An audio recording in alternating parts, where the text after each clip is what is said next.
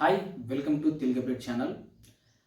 ఈ మధ్య కాలంలో కోనోకార్పస్ మొక్కలపై చాలా పెద్ద ఎత్తున సోషల్ మీడియాలో చర్చ జరుగుతుంది.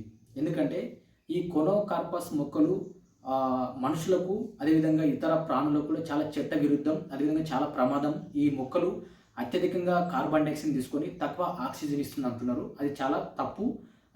ఈ మొక్కలు కోనోకార్పస్ మొక్కలు అనేటివి అత్యధికంగా కార్బన్ డైఆక్సైడ్ తీసుకొని అదేవిధంగా అత్యధికంగా ఆక్సిజన్ కూడా ఇస్తున్నాయి. సో మీరు దీన్ని ఆలోచించాలి. ఇది నేను చెప్పింది కాదు, పర్యావరణ శాస్త్రవేత్తలు చెప్పింది. సో మీరు ఎట్టి పరిస్థితుల్లో కూడా ఈ ప్రభుత్వాలు ఈ మొక్కలను మీరు నరికేసుకుంటూ పోతే చాలా ప్రమాదం. ఇది మనవుడికి చాలా పెద్ద ఎత్తున ప్రమాదం జరిగే అవకాశం ఉంది. అవసరమైతే చెట్లు నాటండి తప్ప చెట్లు నరికే ప్రయత్నం చేయొద్దండి.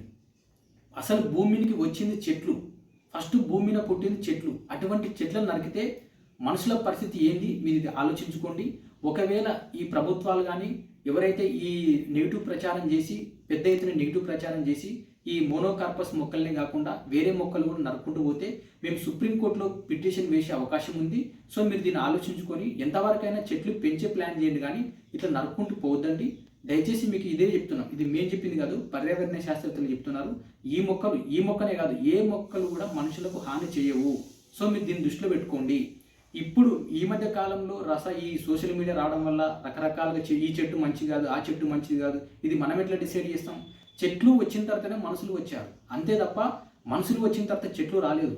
మీరు ఈ అడవులు పెరిగితేనే మనం ఉంటాం, మొక్కలు ఉంటేనే మనం ఉంటాం. ఈ మొక్కలు ఉంటేనే వర్షం వస్తుంది, వర్షం వస్తేనే నీళ్ళు వస్తాయి. సో ఇవన్నీ ఆలోచించుకోవాల్సిన టైం ఉంది. కాబట్టి ఎట్టి పరిస్థితుల్లో కోనోకార్పస్ మొక్కలే కాదు, ఏ మొక్కలు కూడా నాటండి, కానీ నరికి ప్రయత్నం చేయొద్దండి.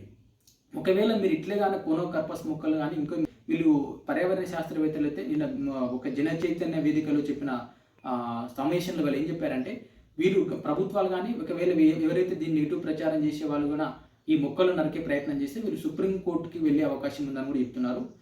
Thanks for watching Telugu update channel.